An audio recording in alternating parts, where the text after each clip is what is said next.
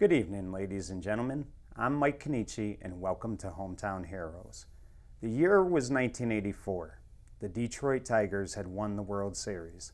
The Boston Celtics had defeated the Los Angeles Lakers in 7 games to win their 15th NBA championship. Dan Marino of the Miami Dolphins set a single-season record with 48 touchdown passes. And if you followed high school sports, especially in the Valley, 2 new members were brought to you on Cable 10. And for 24 years, they were the soundtrack for all the high school football games. It is my pleasure to welcome Ed Clemens and Buddy Chernovetz. And guys, I want to thank you for coming on today. This is an absolute honor. You know, myself, I grew up with these games, and it is a pleasure to have you both. Welcome. Welcome. It's nice to be remembered, right, Eddie? Yeah. Thanks for having us. You know, guys, Cable 10, for a lot of people on Sunday nights, Monday nights, and Friday nights, was, something that they could do after supper. If a kid was getting home from football practice, he could watch the game.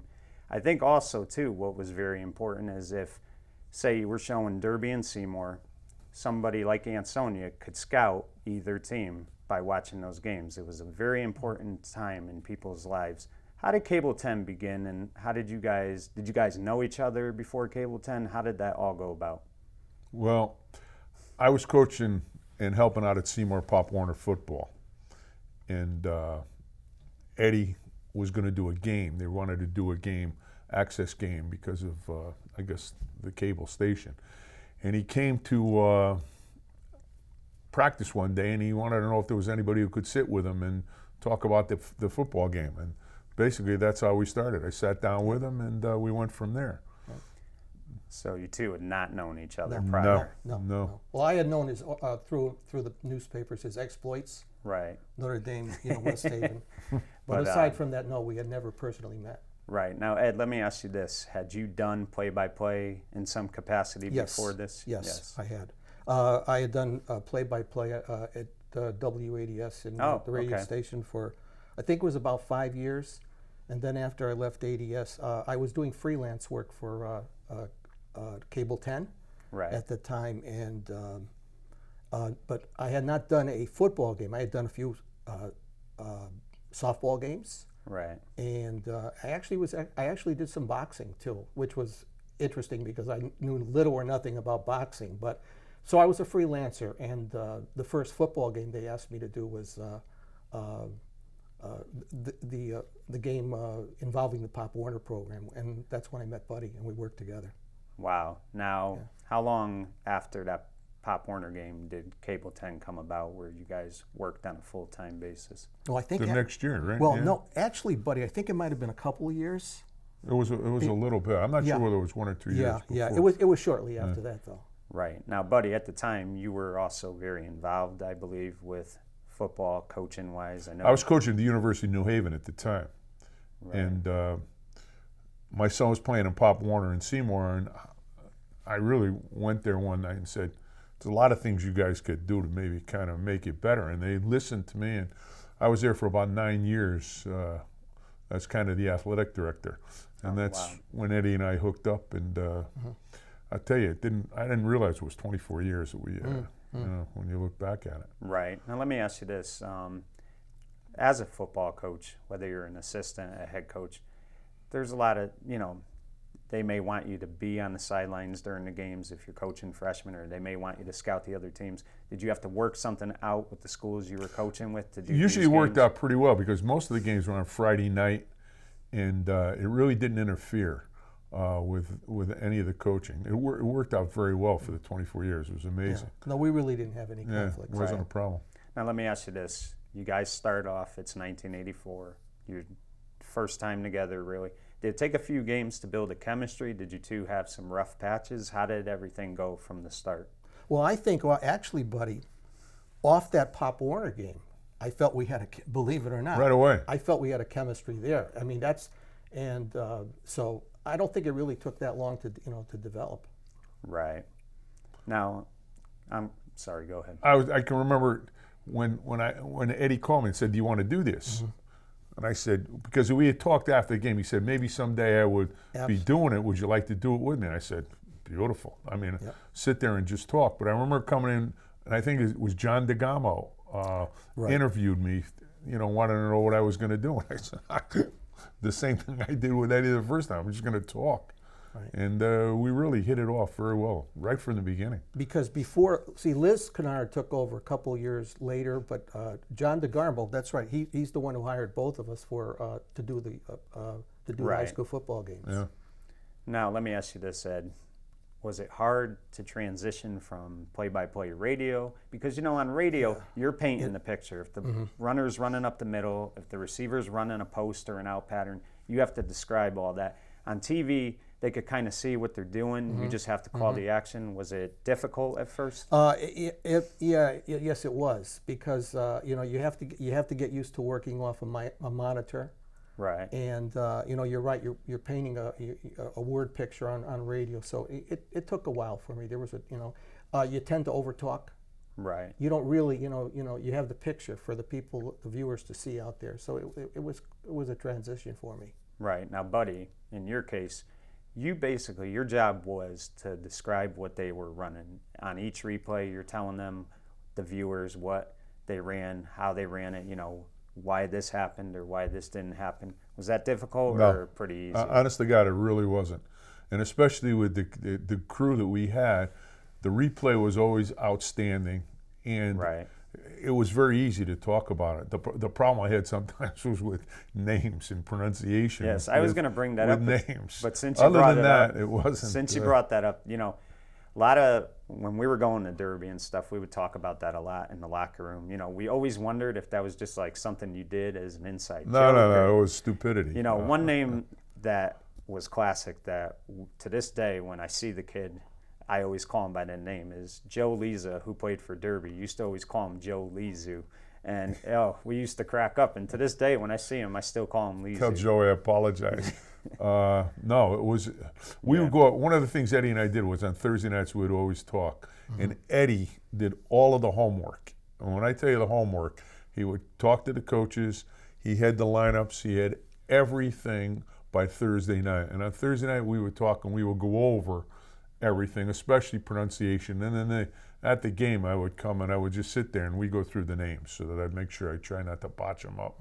But that was big thing. But think of it in the Valley, you have a lot of hard names sometimes. Chernovetz is tough too. Right, but, so But Eddie did tremendous amount of work for the game. Right, that was what I was going to ask you too. Now, it's not about just doing the games. It's not about showing up Friday night and getting in the booth. It's not about showing up Saturday morning, getting in the booth and calling the action. There's a lot of preparation that has to go into it. You have to go to both schools, I imagine, each week, get information, what they're going to run, what they're going to do for this game, how they're going to prepare. How many hours would you say the two of you had to put in a week for those games? You did it. I don't. There is no way of tracking it. It's Was Mike, it stressful at times? No. Here's the thing.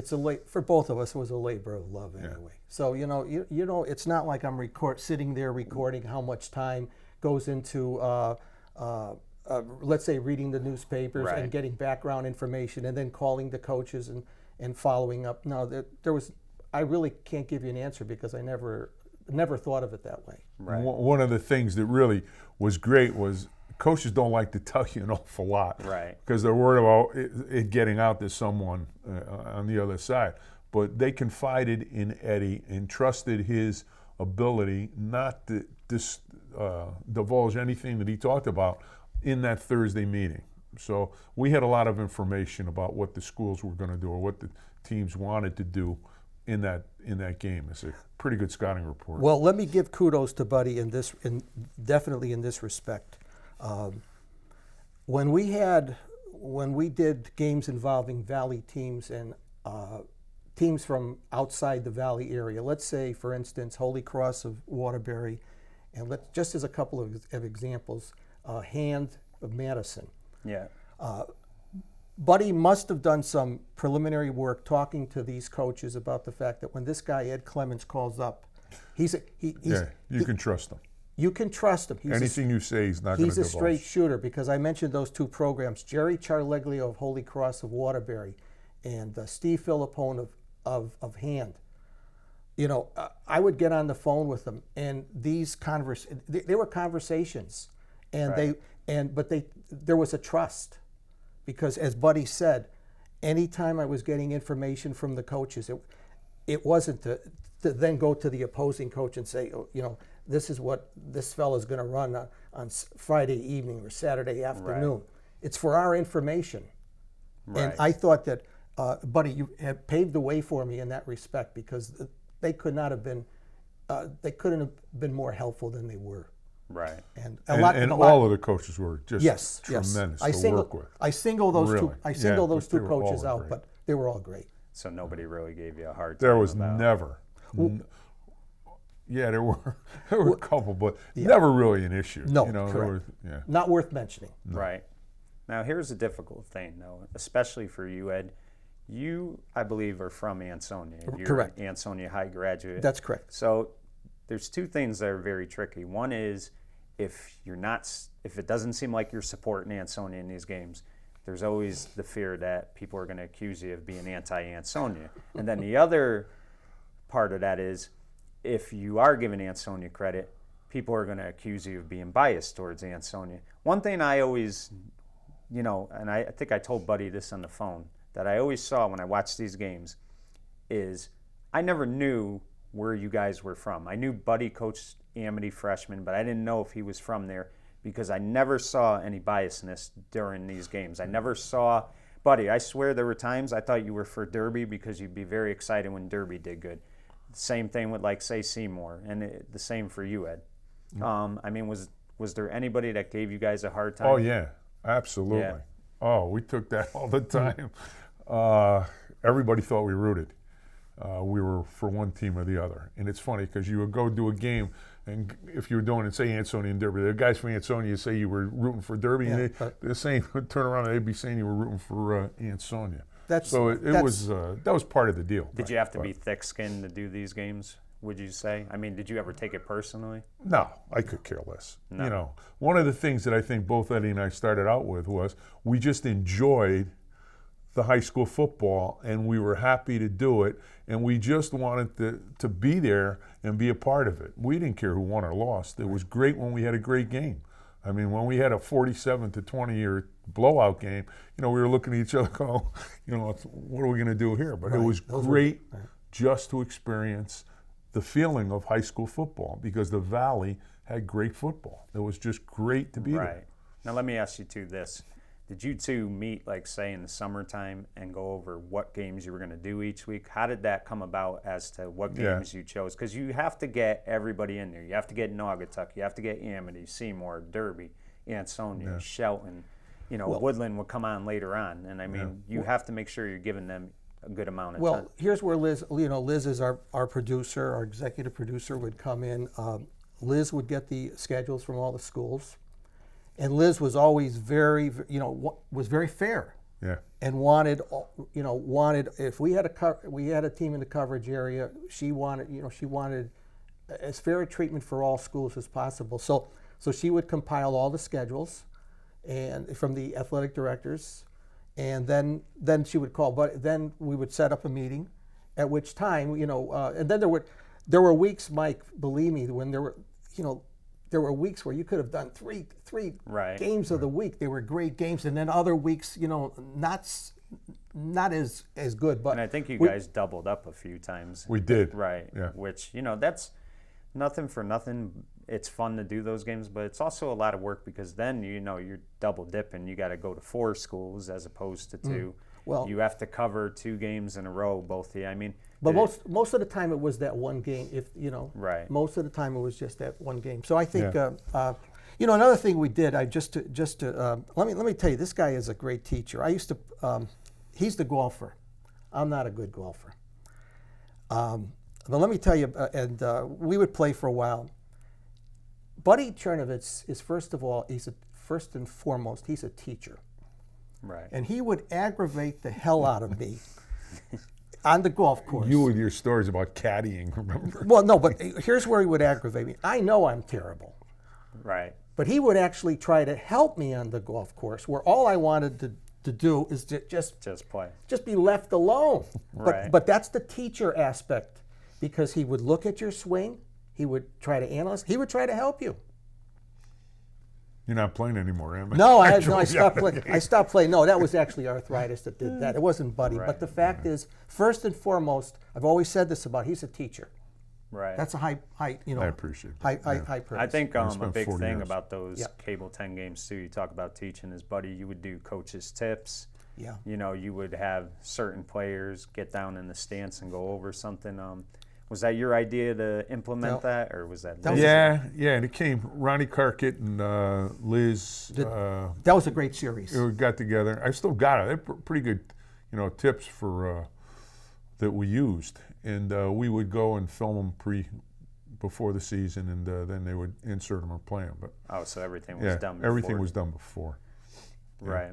But there was a lot of preparation in that. Yeah, really, there was. and very, very instructive. That was a very good series. I think that's the thing about these games that I noticed is, a lot of credit has to go to Ron and Liz because, Absolutely. I mean, they really, Cable 10, before you guys got there, they would show the games. But as Cable 10 evolved more over the years, there were a lot of things that were put in that, I mean, it almost felt like you were watching like a Sunday night football game that was on NBC or a Monday night football game because there were so many features going on during these games. Yeah, they had great graphics. I mean, it was really and I mean, a well done production. You watch these games, every now and then they would miss maybe a play. It's going to happen, a fan gets in the way. That happened a couple of times, but the coverage was unbelievable. You saw everything, and I mean, I just thought like it was a team effort that made this thing really click. How big was Liz and Ron into the success of this? Huge. Tremendous. Huge. Yeah. Huge. I mean, Liz was the force behind the entire program, her and Ronnie. And the guys that worked, it was a lot of fun. It was almost like family on Friday nights when we did the games. It was really a lot of fun. Everybody really enjoyed it. And even though you and I, Buddy, were not part of it, I know for a fact that, Liz would always watch our, the game on the replay, and she would get from a technical aspect. Ron, Carkett, and Liz, they would get together and they had meetings. In other words, all right, how can we improve?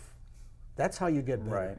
Right. You just don't say, all right, so you don't just accept it. You want to move forward and get better. And they were constantly having their meetings, and that was invaluable. Right. Now, fast forward 1986, they decide to come up with a player of the game that you guys interviewed. The first couple years, you would interview the coaches. They implemented a player of the game, which I thought was great. It really was. How did you go about doing that? Did you have people vote? Did you guys kind of talk Eddie was it over? good with that. I mean, did you get some input in from the press coaches? box? You had Bill Pucci on. If we were at Derby, we would ask for Bill's advice. Anyone in the press box that we could value their opinion. And we would try to make it a consensus. Yeah, it usually wasn't a big deal. Not very often did we have maybe even two guys where you'd say you'd had to flip the coin. It was usually pretty obvious who was the player of the game. And Buddy, along with that, Mike, sometimes, let's say sometimes it was so hard to determine, let's say, a player of the game. First of all, that player of the game was always going to come from the winning team. Right. I remember there were times when you would go to the coach and you'd say, I'd all right, say, who do you want? Yeah. Steve Filippone or Butch Marazzi or Charlie DeCenzo, who do you think deserve, before we got the young man to interview him, who do you think deserves the player of the game? Yeah. Their input was We invaluable. used the coach's input also. Right. Right, which I think is important. Yeah. And now, No, absolutely. you ever get any heat for giving somebody a player of the game that somebody else thought they should have or anything Never. like No, that? no. We did. I don't know if Liz did. No, I don't remember. We never did. Right. I thought that was like a great thing they did, giving a player of the game. A kid who has a great game is being rewarded. He's coming on TV. It's big when you're in high school to be on TV, no matter what it was. And I always thought like you guys did a great job of kind of, making that player feel comfortable and asking, the questions of the game. It was really something that I, really enjoyed that they did. Mike, another thing that set that up too was, and this is where Buddy's demeanor comes in. All right, we select, let's say, the player of the game. Before we did the taping on the field, Right. Buddy would go over a general outline of what what he was going to ask them, because these are high school kids, Right. and another thing we also, along with that, we also wanted these kids. Let's say we had a player that we thought was a little pumped up after the game. We wanted him to maybe back off a little bit, because we didn't want him to provide any firepower for or embarrass the other team, or embarrass the other team down the road. Yeah. I think, wouldn't you say we were very protective of them? Very, yeah. These are high school kids. Yeah. Right. That was a big thing for us also, was not to do anything that was embarrassing, Right. or really controversial. I wasn't going to put anybody in a position of making a statement.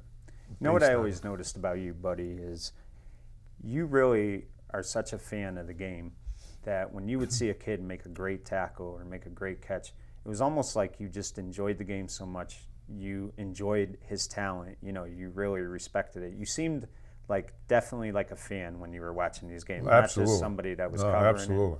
There's some great football, great players. Yeah, in that and I mean, 24 years. That was the thing. I mean, when I would watch you too, I would see that you were fans, but you weren't fans of any teams. You were fans of the game, and you respected all the teams. Ed, let me ask you this, and you could answer it however you want, and then, I'll ask the same for Buddy as well. You're from Ansonia, Mm-hmm.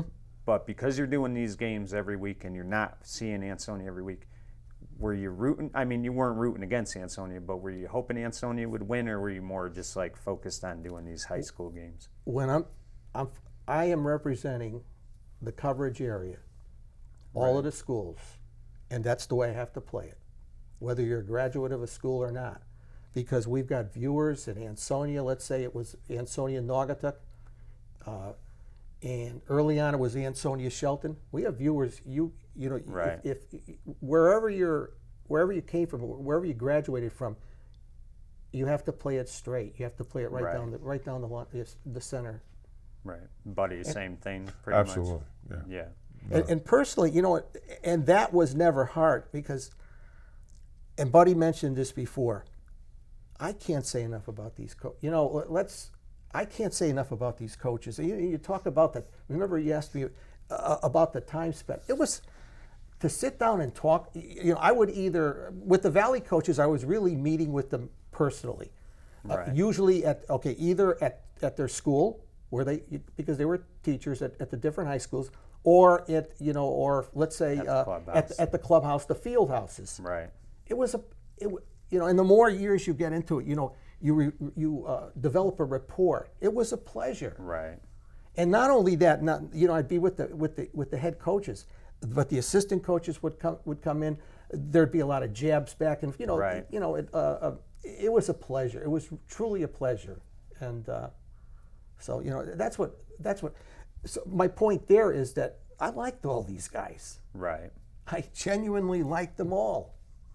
Maybe all of them probably didn't like. No, I think they developed in the beginning. They were a little cautious about what we were doing. Yeah, I would. Right. And I think after, which is understandable. right, after 2 or 3 years, they began to appreciate what we did, Right. and the fact that we were pretty down the middle covering the game. We just provided coverage for the game and provided an opportunity for those kids to have some exposure on Valley Cable. And after a couple of years, it was very easy with the coaches. You know what I find very ironic? I think, and I could be wrong, you started in '84. If you do the math, I don't think there was ever a time you guys didn't cover a state championship game. I think between Seymour, Naughty, Ansonia, Derby, Amity, whoever it might be, one of them always made the playoffs every year. If you look at '84, Ansonia won the state title. '85, Derby did. '86, Derby went to the states. They were defeated by Immaculate. '87, Ansonia won the state title. They would repeat in '88, '89. Derby would win it in '90. '91, Ansonia would lose to New London. Same thing in '92. And then '93, when Ansonia got knocked out, Seymour made the playoffs and beat Bloomfield for the double S. And we could keep going on and on. But I don't think there was ever a time that you guys did these games that you didn't go to an 11th game, which I thought was unbelievable, just how good Valley football was. Not only Valley football, but give credit to Liz and to Ron and to the group here who were willing to go do that. Right. You know, they were willing to even travel to do games. Oh yeah, you know, definitely. regardless, and they really were interested in providing the coverage if the team did make the playoffs. And never mind just traveling on that day of the game. Let's say with the state tournament games, they were out there days before. Right. getting the necessary permission, setting Liz up. getting the permission and logistics. Ron going to make sure they correct. could use Right. the facility and that there Right. was enough There's an awful camera lot space of work to on do their it. part. Yeah, an awful lot. Right. Now let's talk about this. This has always been big in the Valley, and I think like we'd be doing a disservice if we didn't talk about it. Let's talk about the rivalry, Ansonia Derby. Now, buddy, I'll ask you this. You were from, I believe, Bethany, right? Right. Right. Did you kind of have a good idea, though, when you came in '84, how big this rivalry was, or did you not understand no, it yet? there's no question about that. I mean, when I was in high school, we used to play Ansonia, scrimmage Ansonia and Derby. Right. That was big to go down and play them. But everybody knew about the Ansonia Derby rivalry. It And what huge. was that like, Derby, Ansonia week for you guys? Like, did you see a little more out of the coaches as far as intense practices, or when you went down to interview the coaches? I mean, just the feeling itself. I mean, did it feel different to you covering that rivalry? Yeah. It wasn't another game. Right. It was right. And I mean, it was always packed. I mean, if you were a fan and the game was at 10:30, you needed to be there at 8 o'clock. Oh, no question. Yeah, And it also was the game. If you were having a tough year, that could make your season. If you turned around, if you were Derby and you were having a tough year and you beat Ansonia, Ansonia didn't have many tough years, but there was just a tremendous rivalry between them. Right. And the Shelton Derby game too, because we did the We would flip-flop alternate. alternate. And I think that's something right. that Liz put in, right? I don't think before you guys got there, they were alternating it. I think they were just like picking, certain games. But I think like they even did Ansonia and Naughty 2 years in a row. I think they did it more based on who, what their records were per se. I think that was a good idea to do it, 1 year in Derby and then 1 year you go to Ansonia. Yeah. No, that was Liz's decision. Right, and then you would send a crew to cover the other game to show highlights, which I thought. Eddie would go in there and do the, on the voiceovers on the right, game too. the Friday after Thanksgiving, all the raw tape would be there. Ron Carkett would have, the raw tape, Right. and then Ron and I would spend a good amount of time on Fridays, and we would put together a package, the highlights, and I would do Right. the voiceover. So Right. Now, here's something I wanted to ask you too. You talked about going to Hand and Cheshire and places like that. Cheshire, I forgot that. You guys got to see some of those great Cheshire teams in the '90s with the McIntosh brothers. You also got to see some of those good Bloomfield teams in the late '90s. I mean, what was that like? Could I Go jump ahead. in here? There was some good I got to football. tell you, Mike, that's a great question. Right. You're really you're doing a good job. Thank you. You're really asking good questions. You're gonna, buddy. I'll tell you what. I really enjoyed when Cheshire was starting to get really good, and then then Derby was falling off a little bit, Right. but we had the Shelton Cheshire games Yeah, and the McIntosh. I loved those. I didn't love the press box up in Cheshire because it was cramped. Yeah. Right. And maybe we had Coach DeMayo. Coach would probably be screaming on one end, and we're trying He to got more airtime Right. sometimes than we did. we're trying to focus in. But Mike, I remember those games because they were battles. You had Steve Adazio Yeah. against Joe Benanto. Oh yeah. Definitely. It doesn't get any better than they were that. great. It doesn't, huh?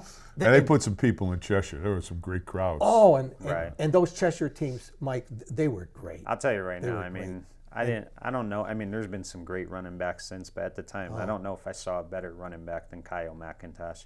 He was just phenomenal. And then you had his brother Ian, who was an excellent receiver. Hey, Mike, remember the fullbacks, Bud? Yeah, yeah, huh? yeah. They always had the lead. You know, ran that quick trap Buddy to death. Buddy taught me an awful lot about football and the games too, because I would listen to him, and the triple option. Dazio made that, ran that offense as well as anybody. Oh yeah. Boston College coach. Yeah. Ran it as well as anyone. I'm sure there's a couple of stories you guys have during your time. We got to go to a quick break, but when we come back, I was wondering, would you like to share some of those, stories, your relationship and stuff like that? I think it'd be awesome. What do you think? Well, fine, yeah. All right, cool. And we will be right back with Hometown Heroes with Ed Clemens and Buddy Chernovetz. Getting more yardage as he got outside of the defensive end contained.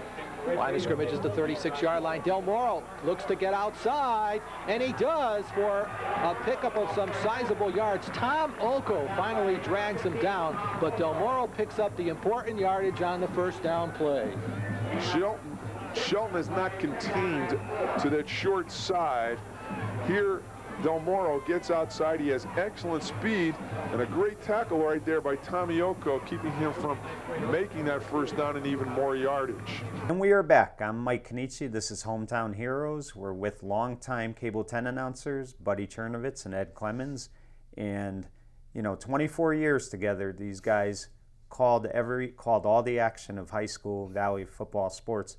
But they also went out of the Valley a few times, and we were talking about some of the great Cheshire teams. So, guys, I wanted to ask you, you guys were covering some of the Cheshire games when Steve Adazio was still there. Steve has become very successful. He's had stints at Syracuse and Notre Dame as an assistant coach, even Florida, a couple national championships. He was the Indiana Hoosiers head coach. Now he's at Boston College. What was it like dealing with Steve Adazio in the very young stages of his coaching career? Well, actually, now I know I said earlier in the program all the coaches were cooperative. Yeah. I had to draw Steve out a lot. It was I could see early on that when I would call up Steve Adazio and try to establish contact with him, that he wasn't that interested in forthcoming. He would be. I wouldn't always be able to reach him the first time. He'd say, call me back at another time or so forth. And we played a lot of phone tag. I would eventually get the information, but he wasn't always the easy person. I remember one time in particular, matter of fact, I was up here in the studios here. I was using the phones up here at Cable up here in Seymour. And so I called Steve, I established contact, and I start talking to him. I have my charts in front of me, and I'm trying to get information. And he says to me, excuse me, Ed, I have a call from Notre Dame. Right. Now, whether it was it had to be about because he was promoting his kids, and I understand that. Right. So what he did at that time is he hands the phone over to an assistant who really can't give me all the information. So, I have nothing against Steve because he was, he was a little more difficult for me to deal with, as I say, because maybe he thought I was very local. Maybe I knew he wanted to go someplace. Right. And he wasn't the most cooperative coach in that sense. But we did get our information. We enjoyed doing the games. Yeah, well, he was relatively new and didn't really know us. And for that reason, I think he was hesitant. Because he really wasn't sure that if he was playing Shelton, that he wasn't calling up Joe Bonanto and saying, Joe, I got a few things might help you. So he was a little leery of what we were doing. Now, Buddy, how was he to interview before the games? Was he cooperative? Or? I never had a problem with any of the coaches, no. Honestly. They were outstanding. We always tried to do it. The one thing we didn't want to do was interrupt their routine. Right. So we tried to get them, as soon as they came out on the field for the pregame, we tried to do it and not take very much time. Right. And we usually did 3 questions. A lot of it was very vanilla. What are you going to do tonight? How do you expect the other team to their defense thing? But it was always outstanding with the coaches. They were willing to do it, and we got it done as quick as we could. Now, Buddy, Ed and I talked a little bit about this on the phone. Bloomfield, great team in the late 90s, coached by a very, let's off just the say, wall. Yeah, he was let's off just the say, Jack Cochran, very good coach. He's won at every high school he's went to. But there was one game against Ansonia that I recall, and I brought it up to Ed. Bloomfield had just scored another touchdown. They're up 54-0. They go for a 2-point conversion. They run a reverse. You were outraged, and I'll never forget. I've never seen you lose your cool like I did that game. No, I thought you were you were composed. I wasn't as outraged as a couple people on the Ansonia sideline. Right. You were composed. It was just the ethics of football. Right. And of the coaching profession, this guy did not understand. And that's the basic reason why the 50-point rule is now in place in the state of Connecticut. Which I still disagree with, I don't think. Well, you can disagree with it, but he forced that rule yes. to be put into place. And it makes it difficult on coaches sometimes because you really aren't trying to run up the score, and sometimes your younger kids want to play and they want to score. But he forced that rule. Do you remember Jack's rationale? Here, if just setting up the play again, first of all, Bloomfield had just scored, right? Now they set up for the extra. They set up for the extra point, but then they ran. Then they ran it in for the 2 points. Hell of a play, though. Yeah, but what he he said, if I could be wrong, but I think he said something. Well, I didn't want I had a younger kid in there kicking. I didn't want. Yeah. Come on. Yeah. Come on. No. There was no justification for it. Come on, Jack. That wasn't the real reason. You were trying to run up the score. It's as simple as that. An attempt to embarrass the other team. And that was one of the things that Eddie and I, from the beginning, never wanted ever to happen. Now, how was he to deal with as far as before that game? Was he ruthless? Was he okay? Well, actually, he might have been with you. You want to talk about phone tag? No, I mean I spent a lot of time on the phone. I really ending up. I had to go to the newspapers to get a lot of information about Bloomfield. Now I had the roster. The roster said, when we knew we had a game to do, the roster would always be mailed out to either up here at cable or to my home. Right. So I had the roster, but no, Jack was not very forthcoming at all. So I had to go back to the papers. I had to read up on past games that they had, to get as much information. So let me just try to be positive about it. Mr. and Mrs. Cochran did produce a great son in Casey Cochran. Right. That's a positive. Now, let me ask you this. Let's talk about something positive. He did have some great teams. In the absolutely. 90s. I mean, that Bloomfield team, I think in '99, may have been one of the best high school football teams ever. I mean, they had so many guys that went on to Division I schools. Pinnock? Yeah. I mean, they were just so good. Like Freeney? Well, yeah. But there's also a little bit, he was one of the better recruiters in high school football also. And there were a lot of kids that he brought in that traveled with him. Right. And as he moved, they also moved with him. Yeah. No, he had a... Really, buddy? No, I'm being sarcastic. He had an abundance of talent. Yeah. There's no question about But there's no question, really, in talking about Jack Cochran again, no question about his coaching. To coach, the man can coach. And his ability to fire up his teams. Right. And you're absolutely right, Mike. Those Bloomfield teams, they were fun to watch. They really were. Unless you were the opponents. Right. Yeah. I mean, but they were definitely fun to watch. Really dominant. Now, some of the coaches you dealt with, you guys dealt with guys who would go on to be legendary coaches. And let's just talk about a few. Let's start with Paul Sponheimer. I mean, what do you guys, as far as his coaching goes, what do you say? I mean, just never mind his coaching. The program that he ran at Seymour, the way he made it a class act, I always thought stood out more than the actual coaching, the wins he got. Tremendous person to start with, as were all of the guys we dealt with. But he gave Bobby Kello a lot of latitude to run the offense. Right. And he was just tremendous with his kids and his ability to coach. Just a great coach. Seemed like the kids bought into him. They bought into it. And he had some great football players come through that program. And perhaps Paul's greatest legacy, buddy, and Mike, is the fact that he truly cared about every kid in his program. Yeah. He went the extra mile all the time to get them into schools. Right. I mean, just a great guy. And I remember too before a Seymour when we were covering Derby in Seymour, And I was just in there for the interview and getting the starting lineups, the backups, and so forth with Paul, and then asking questions about the game.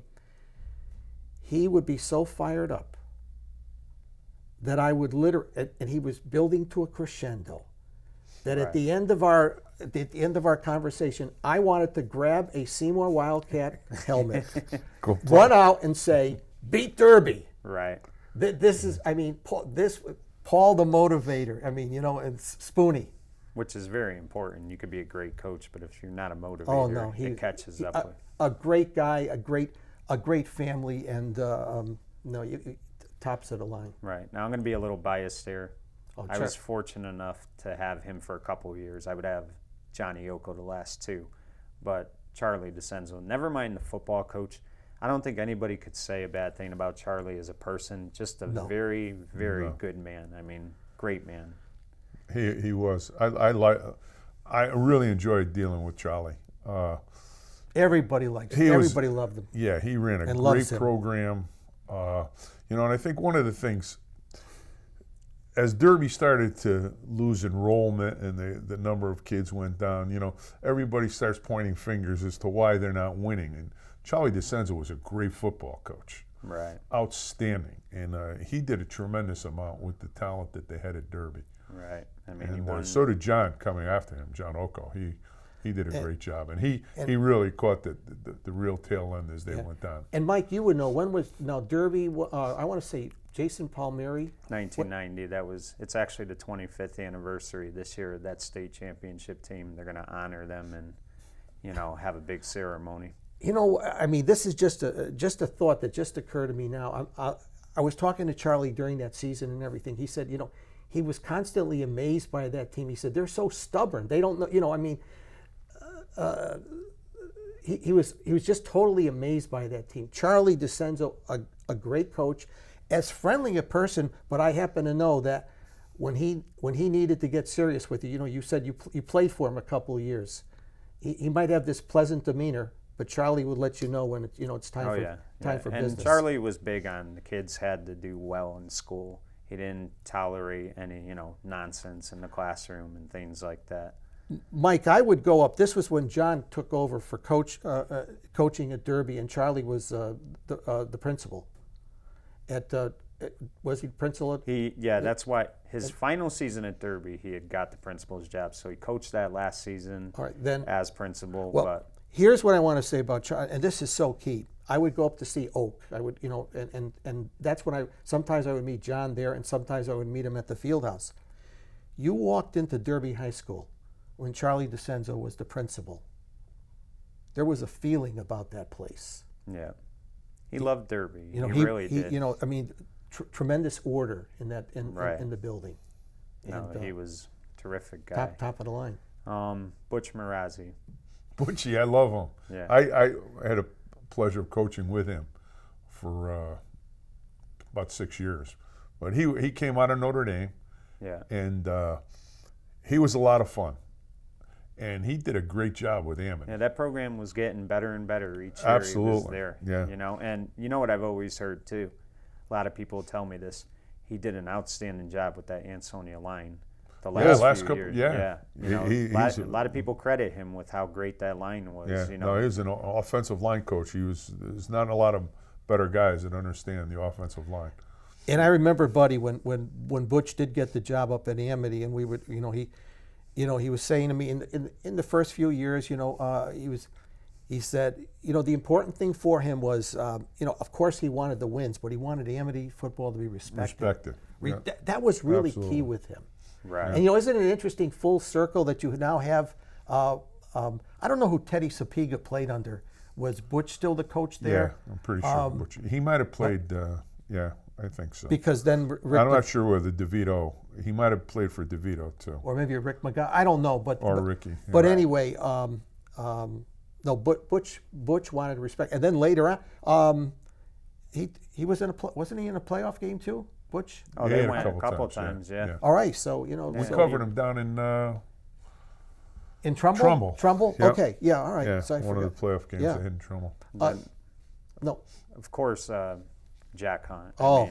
193 wins. I think he had 28 losses. His 19 years there, 7 state titles. I mean, body of work was just unbelievable. I mean, the thing that I always loved that Jack did was he walked out and gave that new coach 2 terrific teams. He didn't just try to, there was no ego driven. He could have stayed 2 more years, won 2 more state titles, but he did it the right way. He left Tommy Brockett with a good group of kids coming up. Just a great man, and I'm sure you guys knew him very well. Absolutely.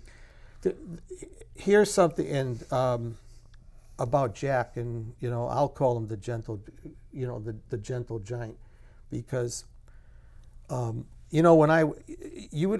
Jack was always forthcoming. Maybe sometimes I would have to draw him out. Here's someone who was eminently successful as a head coach. He always made sure that his assistant coaches were given their due and their praise. Right. He always very self-effacing guy sometimes, and really his strength. Jack Hunt. Everyone will say the same thing on the defensive side of the ball. A great defensive coach. And I mean, those group of guys, Jack, Bobby Lisi, Jimmy Delvope. Mm-hmm. They were together for a long John Sponheimer. time. Right. Yeah, they really were. Now here's something, guys, that I want to get your feelings on. There were occasions, Ed, when you were sick back in '95. Correct.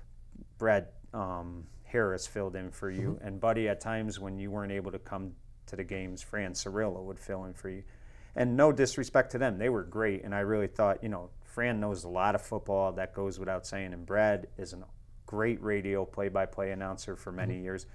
But I always felt that it wasn't the same feeling when one was not with the other. Was it difficult? I mean, probably not difficult, but did it feel weird not having Ed when you were doing a game? It did for me. Yeah. Because he was the only guy I've ever worked with. Right. And it was a little bit. But Brad, I remember I think he did a season. We almost did a full season. When right? I know I was... I think your last game that year was Derby Ansonia, and then you would miss the final 4 plus the playoff game. I think, Mike, there might have been one game after that. I do know... I better not say because I don't know with full assurance. I know. Maybe, I think you're right. The last 4 or 5 games... and working with, let's say in my case, with working with Fran or something like that, and then I would work with, actually I worked with Paul Sponheimer in one of the playoff games where you were not down in the Immaculate game when you weren't able to.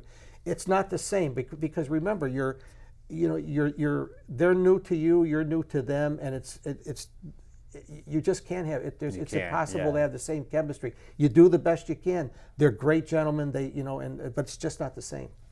Right, and I mean, fortunately, you did come back the following season. Right. Everything was, great. But I mean, do you guys ever look back? And I mean, when you first did this, I mean, how many years, honestly, did you think you guys would do this? Did you think did you take it year by year? Pretty much it was. I mean, are you too shocked that you did it? I am. I asked you. I wasn't sure we did that long. Oh yeah, definitely. I didn't realize we did that long. And I mean, this is the other thing too. You guys were great on the field together doing the games. Did you guys spend a lot of time off the field? Like, would you guys call each other during the week to talk about the upcoming games? I mean, was there a good friendship there as well as a partnership? Absolutely. And as I said, until he started really trying to teach me up in golf. No, we played golf somewhat, but actually, yeah. So, and I think we even shared. I mean, it wasn't just doing the games because we would. Sometimes we would take our cars to the respective fields, and sometimes we would like for instance up in Cheshire. We would, we'd be going up in the same car, going up and then, going back home or something. We had our. Should I tell them why? Yeah, because weren't you? You don't want to leave Ansonia. It was tough driving. Weren't you hobbled one time? No, there was one time too. You were also you might have been hobbled I had sometime. my knee done. Yeah. You had the knee done or something like that, but. Yeah. But no, we had a lot of fun. Yeah. Yeah, I mean, to me, I always felt like, you guys loved doing these games. I mean, you could definitely see. The chemistry was there, and I always felt like you guys were able to feed off each other very well, and like you both knew your responsibilities. You weren't going to when Ed was play-by-play, you weren't going to go over him when he's talking. And the same thing when you were doing the replay. You guys always, knew what each other's responsibility was, and you did it very well. Well, I give Eddie credit for that because he really was the professional in this thing, and he just gave me the latitude. When he finished, I said, "Okay, it's my turn," and I just talked. And when I stopped, he knew I was finished, and we just went from there. But he was the professional. He really guided the whole program through. Right. And when we come back, we're going to talk a little more about Cable 10 high school sports, and we're also going to talk about the day Cable 10 high school sports ended. I'm Mike Kenichi with Hometown Heroes. We'll be back in a few. Back at their 10, and Mike Potke standing in his end zone. How'd you like to kick to Tinney or Clark? Which one would you choose? And kick it out of bounds. Well, there's a mix-up, and Tinney ends up with the football. And Tinney, near sidelines, gets out of bounds at the 42-yard line of Derby. The Derby young men have to understand that Dennis Tinney can fly, and you've got to take an angle. He was caught, and Tinney just outran the Derby pursuit coming out the sidelines. You've got to turn and just get an angle on this young man and give up some yards in order to tackle him. Watch him go back. He will pick the ball up across midfield, and then he just outruns people down the sidelines before he gets back to the 42-yard line where the Chargers will start their second possession of this second half. And we are back, and we are having a lot of fun with this. I mean, this is so good to do. I mean, I'm so happy to have you both here. Guys, it was a very hard day for me to know that these games weren't going to be shown anymore. You guys go into the season, I think they tell you guys, we're going to let you do 4 or 5 games. How difficult was it for you guys to do that season and know that this would be your last season together? Well, we're not happy. No. But is there any bitterness or? No, because there really, I think Liz held it together as much as she could. Right. I really mean that. And she's. What could you do? I mean, so we just, so. We had a great run, and right. In that respect, I mean, I think we were fortunate to get as long a period of time that we had. The thing of it is with you guys, every time that I bring something up, I'm very good friends with Ronnie Leno. And I was telling him how I was talking to you two. I love Ronnie. Yeah, I was telling him how I was talking to you two. I was going to have you two on the show. And the thing that Ronnie said to me is they were so good for high school sports. Anybody I ever talk to, if I talk to Earl Stanley in Ansonia, he says the same thing. No matter who you go around town talking to, when you bring up you guys, Dan Shea, who's on our Hall of Fame committee, always talks about just how great of guys you are, but what you guys and the impact you Earl guys Stanley had. likes you too. Yeah, Earl's a good guy. And he really is. Ronnie, I got to tell you, you bring a smile out to me because these are just great guys. Yeah, Ronnie, great guys. I'll never forget. And he's Ronnie, now at West Haven? Yes, and I'll never forget you guys were doing your kickoff show and you had Ronnie on, his first year at Derby's head coach. Ronnie doesn't hold back. Yeah, and you guys are asking him about his assistants and stuff. And one of the funniest things is Ronnie's like, well, we like to eat. We love to eat. That was Ronnie in a nutshell. I mean, but Ronnie, on the football field, on the baseball diamond, tough guy. He could be a tough guy. But what people sometimes misread about Ronnie Leno is off the field, he give you the shirt off his back, and he's a wonderful guy. And, like I said, giving you guys all the props in the world, he knew how important that you guys were to high school sports. And that's the thing, guys. There is no disrespect to the guys that were before you guys. I didn't really hear them. Occasionally, I'll go on YouTube and I'll see some of those games. But I just felt like it's like nothing else. I don't want to compare it too much, but if you compare WFAN, 1987, they start their radio station. They got a guy, Pete Franklin, on the afternoon drive, and he's just not, he didn't have the New York feel. Didn't work out. Right. Right. And I remember. you got then they brought Mike and the Mad Dog in, and even though Mike and the Mad Dog, they used to butt heads and stuff like that, they were a great team, successful for 20 years. And when I look at you guys, it wouldn't have worked the way it worked if you guys weren't on the same page with each other. And you guys, to me, are Cable 10 high school sports. When I think of that, I always think of you two first. I mean, when you look back, buddy, I'll start with you. what is Cable 10? What did it mean to you doing these games? Well, first thing was it was a great Friday night to look forward to. Right. And then, you know, we talked in the beginning about how we selected the games, but we tried to get the best possible game right. in the preseason. And then the balance of, you had to get 2 Naugatucks or 2 Derbies or whatever, we tried to balance within that. But it was looking forward to always going to a great high school football game. And I really enjoyed being with Eddie. I enjoyed doing it. I just enjoyed getting there and then doing the game. It was great, and it was a diversion from, you know, the coaching aspect to be able to sit there and, you know, watch the game and just talk about it. Right. And to be with some great people. It was just a lot of fun. Ed, what was the impact it had on you? Same thing that Buddy said. I mean, it was just, you know, I mean, it really, to me, it really wasn't work. Right. Or it was, you know, I mean, something that we looked forward to. You know what's interesting is, you know, Buddy's he's coached, what, you said 27 years. 27. Ed, you did radio for a lot of years. Right. You both have been school teachers, if I remember correctly. Correct, right. But the thing to me, and I don't know how you guys would look at it, but I think a lot of people are always going to look at it as the high school football games, you know, Clemens and Chernovetz and Clemens. You know, you two, to me, like, for instance, like I said, in football, there's always going to be Madden and Summerall. They're always going to be connected. In radio, Mike and the Mad Dog. The same thing with you two. I know, like, you know, you might say, oh, those guys are bigger than us, and they are. But at the same time, when you look at Valley Sports and you look at this community and stuff like that, you guys were the faces and the voices of high school football. And to me, you two will always be connected in some way. You know, I think you would agree with that, no? Yeah.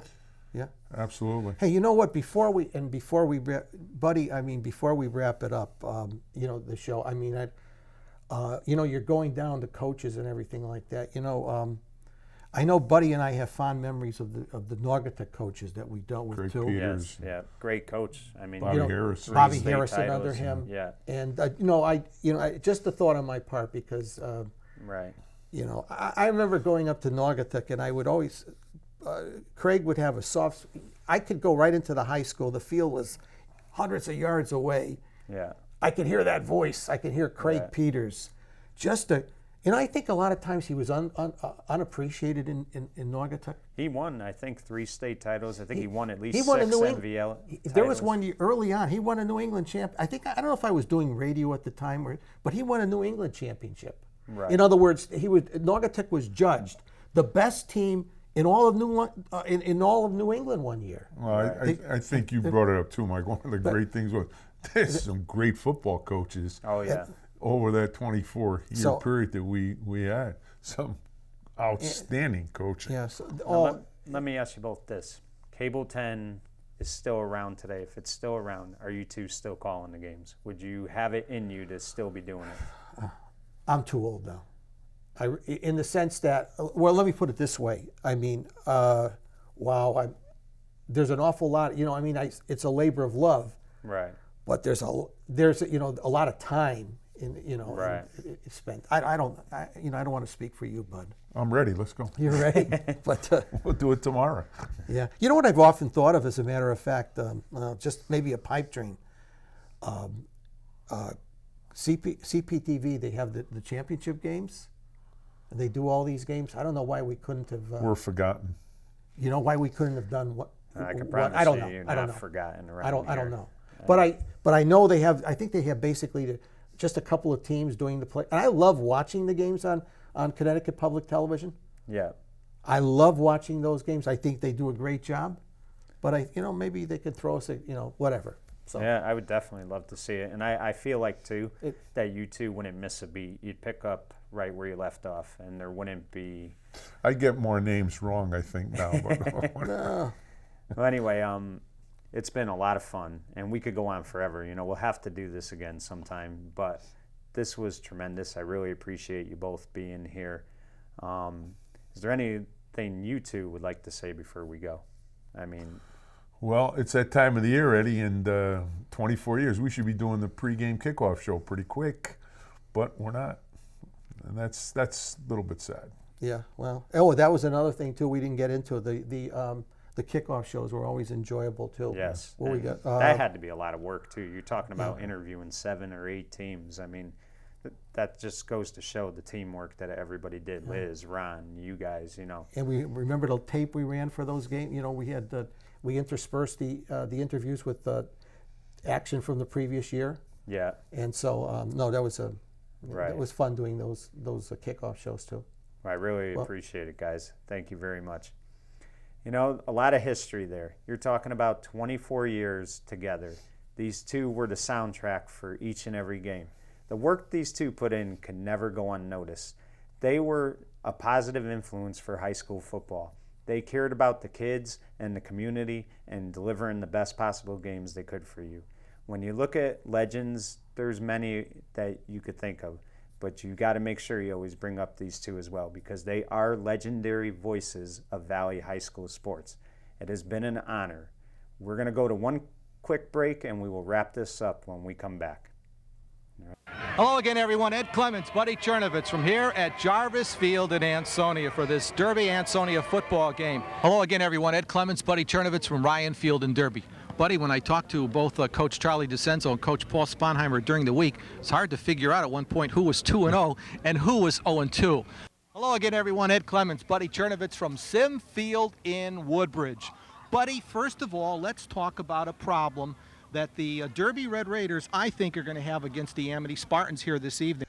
Eddie, it's been great to spend this time with you, with Mike. We thank Valley Cable, and I'm going to kick it over to you, and it's time to get out of here.